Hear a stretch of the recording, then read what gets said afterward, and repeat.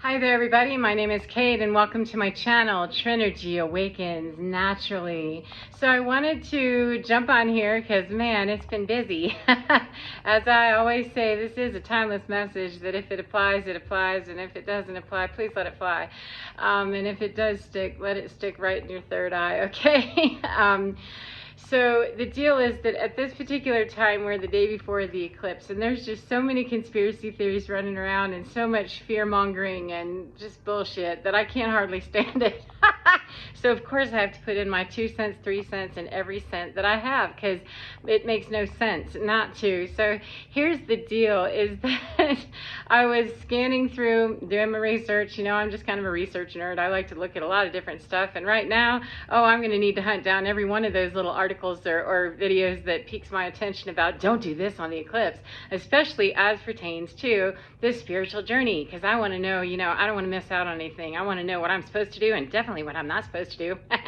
Okay, so I go pop open this video and there's a whole litany of what not to do on the solar eclipse. Now, what really got me is that I just kind of, kept jumping through, because it started off with an AI voice, and, if you can't even bother, in my humble opinion, if you can't even bother to get on there and be your own person and you got to turn that out to AI, no thanks. I'm already disinterested enough to be sus of who's putting this out, and the quality therein. However, I wanted to hear the spin because it was a title that grabbed my attention of don't do this, on 4/8 eclipse, don't do this. If you're a starseed or a light worker, cool. Let's go fear mongering. Let's jump into that little cesspool. So anyway, the AI generated voice is telling me nothing very interesting as I keep, scanning through. I'm like, when are you going to get to the list of no-nos? That's really what I want to do here is, and I don't need to be reminded to subscribe and, all that, hit that notification bell. I'm very clear on that. We're all trained on that, aren't we?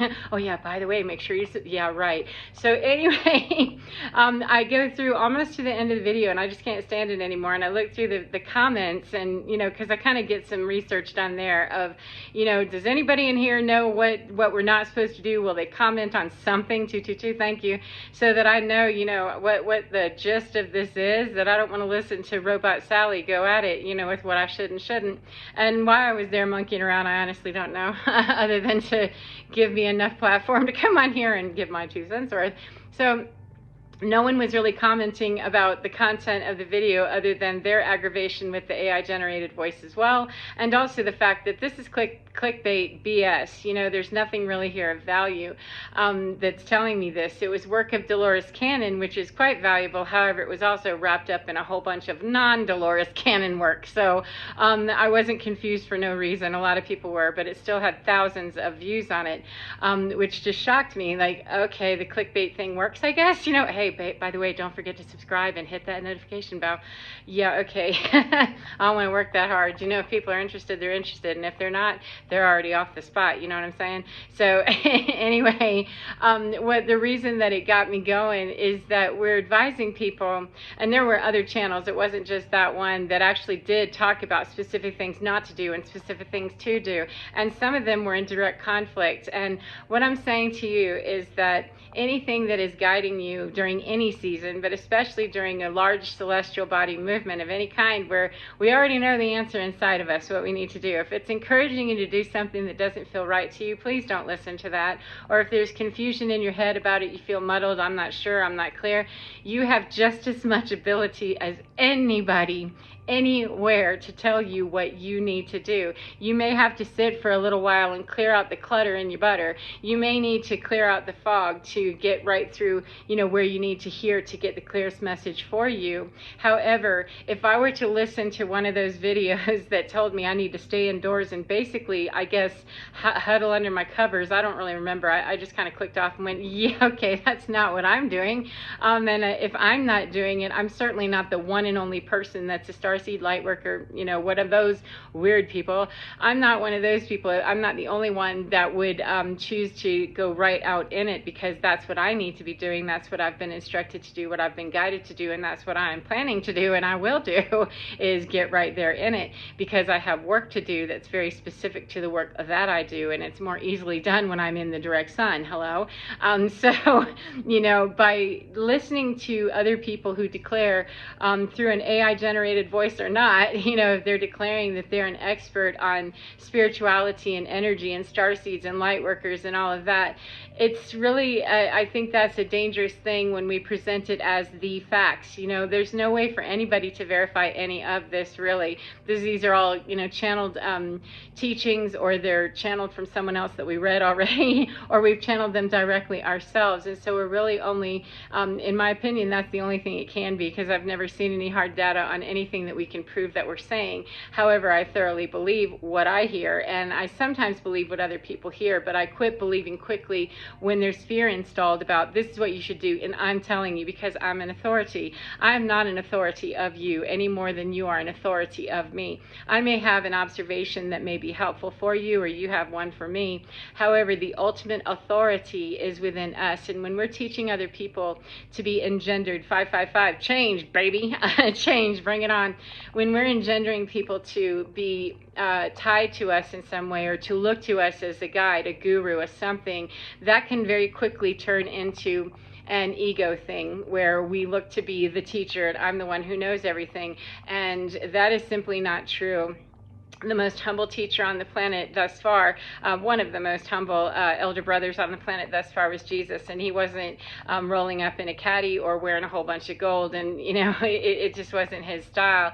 And I like the more humble teacher, the more humble guide, the more humble guru that can really step aside and say, let me teach you how to teach yourself. And so, as I said, for me tomorrow, I have very explicit work I'm doing on this planet to work with the grid lines and to work with timelines and to work with very specific energy groups in different geographical locations, and it's become quite necessary because of that for me not to listen to a whole lot of anything except what's in here, despite the fact that it can sound quite kooky sometimes to my logical mind or to my rational mind or to anybody else. And so, you know, if I were to be led into believing a video was more authoritative, 707, than me, or had more ability to tap into to divinity more than I do, then I could possibly be straight away from doing great work. This is a time tomorrow when, for me anyway, and I believe for quite a number of earth warriors or anybody that works in those grid lines or crystalline grid or any kind of grid work, any kind of timeline work, any kind of generational curse breaker or truth speaker,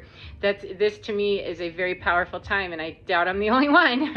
I'm not an authority. I just am hearing that it's a very crucial time that we are taking the energies of the eclipse and this whole time frame right now, Aries being back in first position again, new year rather, that we're harnessing those energies however it is that we're called to do that, to be able to more powerfully, more efficiently, and more specifically really break up some energy and dark matter, like dark stuff, not astrophysics, dark matter, not quite that articulate there, thanks, but some very dark energy, some dark bundles that are really stuck in some places where we need that unstuck in order for this to be more pleasant going forward. 818, and part of the fear mongering and putting it out there, don't do this and don't do that, that's still part of that cluster of dark that I don't support. That I support people being very clear about what they hear in their own ear, and if they hear it from me and it resonates for them, that's fantastic. If they hear it from somebody else and it resonates, if they hear it from themselves,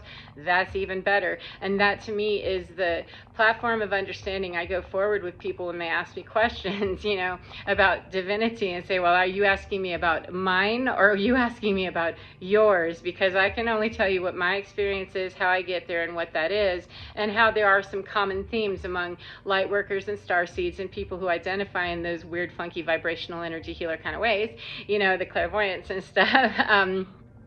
There are some common themes. However, 909, we are all here doing different work, and we're all here supporting this earth process and the ascension process and our own process in very different ways, and we need everybody tapping in to their own special skill, their own specialty. Even though we can break down and be in collectives of people who do grid work, perhaps, it's still quite important to acknowledge that there are technology needs, there are health needs, there are communication needs, there's land needs, there's all kinds of different needs. There's millions and millions of slots to be filled because there's billions and billions of people on the planet. Then we need all of those slots filled to be filled by the people who are activated and initiated exactly the way that they need to be, without being tainted from somebody else who appears to be in their collective because we all play, you know, the same instrument. Well, you know, the flute gets broken down into a piccolo, and if we're a piccolo and we're in a flute collective,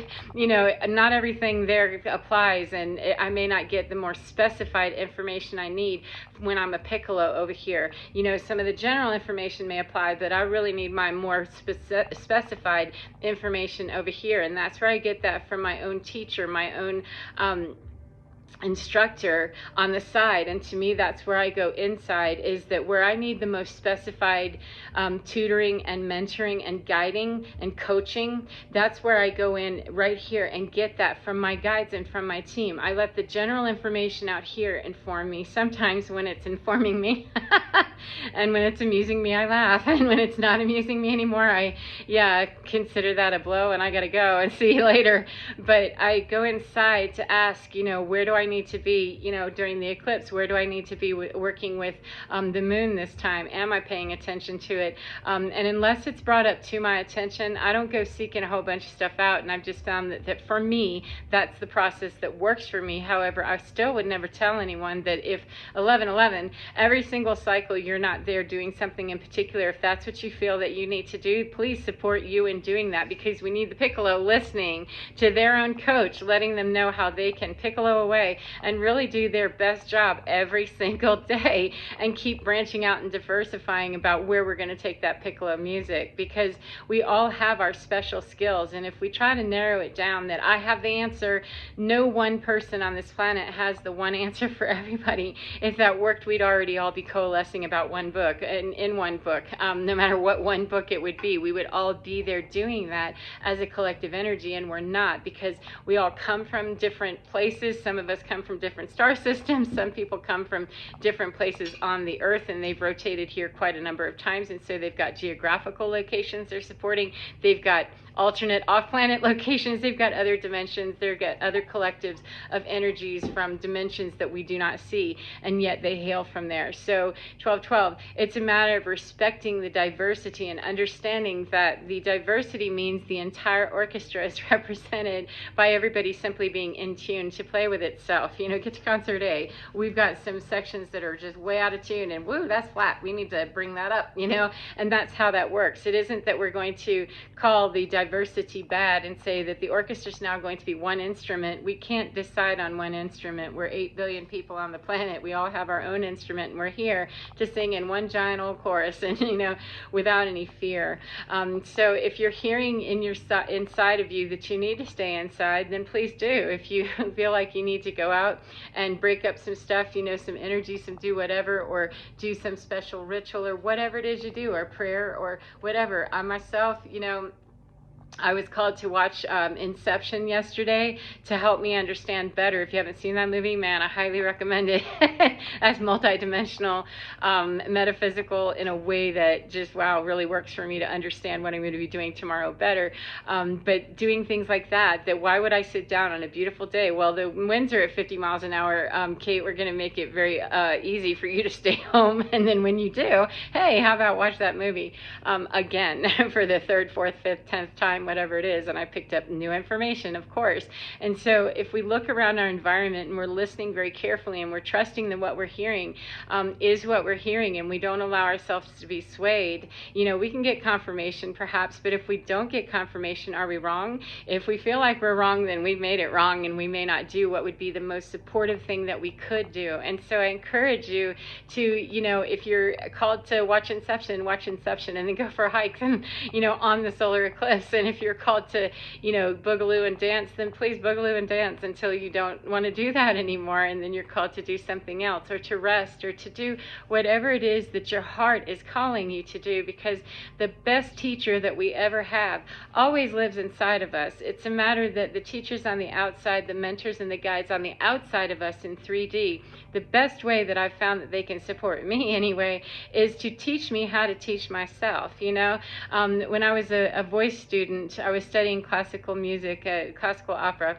a lyric soprano, thank you, not a coloratura, no matter how hard that teacher tried. I just was not qualified. Oh, and those were the most frustrating years of my music career. So anyway, though, the very first teacher that I ever had that was teaching me classical singing, bel canto singing, taught me how to teach myself, because look, you know, I'm not going to be with you. I'm not going to be your teacher every time you open your mouth. I'm giving you all of the components you need. Here are the exercises that you practice daily. This is what you do, and this is how you can expand on them when you get into the practice room with a you know, that I'm not there, because I'm not going to be practicing 30 or 40 hours a week like you are. You're going to be in there doing that work so that when you come back, you have questions and you have, you know, the technique perfected, or you have issues with where that technique didn't work, and we tweak that and we work that and say, there's something there in the pedagogical process that I need to tweak with you. What do we need to do, Kate, here? What can we do? And that's how that worked, is that it gave me the opportunity, by teaching me how to work with my own instrument within me, it taught me how to take any song that I wanted to, that was best suited for me and my range, my capability, truly, take any song and be able to get through those complicated passages where, yeah, that's going to take some more technique than what I know. But I remember when I did something that was similar, and I was told to do this, about how to practice that, how to work with that, and how to manage that, sort of like watching Inception before you go into the mountains the day of the eclipse and work some magic, you know, sort of like that. And yet I could not go into the mountains and do that as effectively. I could go into the mountains and do it without having seen Inception for the 50th time. However, it makes it so much easier that, oh, okay, that's what I was trying to blow out the smoke from my mind and get the cloud off of my butt, you know?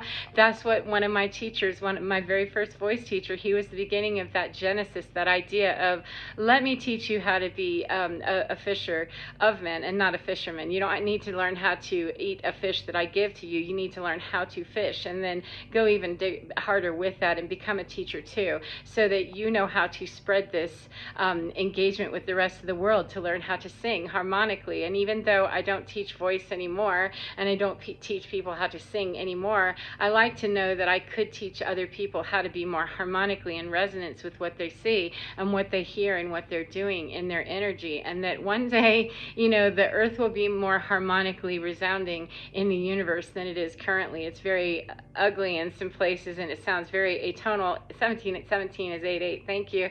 It's very atonal, and it's very out of tune in a lot of places. We got a lot of instruments that are, you know, being slammed against the wall, and people are beating each other up in the bass section, and all kinds of stuff is happening. And it's not pleasant in some places. However, it helps to have agency over that and know that, okay, this is a rowdy bunch right here. However, ultimately, this is going to pull into resonance, and the more that I can listen to exactly what I need to do, remember what I've been taught, to get through those hairy little passages with, you know, that doesn't sound as good as it could there, Kate. Yeah, you're right, that blows, that really stinks. I got to try that again, and keep working it until I get it, until it sounds really much better with what my instrument is. That's the key, is not to quit, say, never mind, this is just terrible. I still have to bring my gift forward, even if it feels terrible or sounds kind of terrible, or I think it does, or whatever. It's still about listening to me, about how I perfect that pedagogical skill, how I perfect my energy management up on a hill. It all comes down to, I get to decide who I listen to. Do I listen to somebody, some AI generated voice tell me what I should and shouldn't be doing inside or outside ever? Or do I listen to the non-AI generated voice inside me? And if I'm not sure that I hear it, I understand that. I may not hear it right away. However, that still small voice that people talk about, mine isn't so still small voice anymore. It gets very loud sometimes because it's paying that much attention to it. It gets louder. It gets more profound. It becomes more natural to understand the instinct to just go do something and not ask a whole lot of questions. When we're flying off the handle and, you know, just completely misfiring everywhere, that's not what I'm talking about. I'm talking about that discipline of whatever it gets us into that place of being able to listen and say, okay, I'm not sure what I hear. However, I'm going to move forward without fear and try this, listen to this, and if it doesn't go well, we can deal with that and then start asking 1919 those questions of what did I not understand about that, what didn't I do well. That's the same thing as when I would take a passage and use a technique that my teacher had given me about a particularly tricky